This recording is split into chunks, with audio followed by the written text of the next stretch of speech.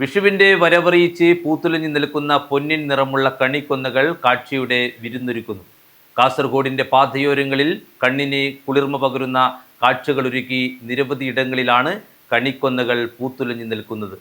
മലയാളിയുടെ മനസ്സിലും മണ്ണിലും വിളവെടുപ്പിന്റെ സമൃദ്ധിയും പുതിയ വർഷത്തിന്റെ പ്രതീക്ഷയും ഒരുപോലെ നിറഞ്ഞ ഉത്സവമാണ് വിഷു.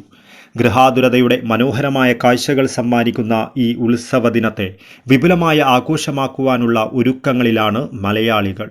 ഐശ്വര്യപൂർണമായ ഭാവിയുടെ പുതുനാമ്പുകളേകി വിഷുവിനെ വരവേൽക്കുവാൻ കണിക്കൊന്നകൾ പൂത്തൊരുങ്ങി നിൽക്കുകയാണ്.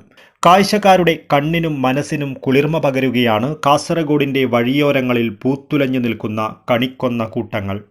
ഇതിൽ ദേശീയപാതയോരത്ത് അണങ്കൂർ GLP സ്കൂൾ ഗ്രൗണ്ടിൽ കണ്ണിന് കുളിർമ പകർന്ന് പൂത്തുനിൽക്കുന്ന കണിക്കൊന്നകളുടേതാണ് ഈ മനോഹര ദൃശ്യം.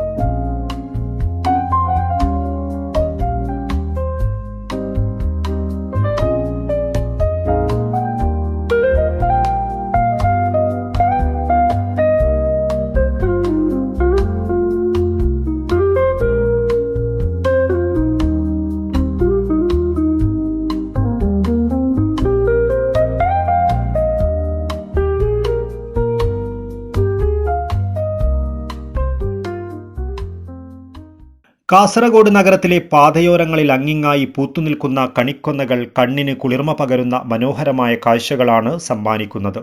സാധാരണ ഏപ്രിൽ മാസത്തോടെയാണ് കണിക്കൊന്ന പൂക്കുന്നതെങ്കിലും വേനൽ ചൂട് അധികമായതോടെ ഈ വർഷം മാർച്ച് തുടക്കത്തിൽ തന്നെ കണിക്കൊന്നകൾ പൂത്തിരുന്നു. വിഷുക്കണിയിൽ മലയാളികൾക്ക് ഒഴിവാക്കുവാൻ പറ്റാത്ത ഒന്നാണ് കൊന്നപ്പൂവ്.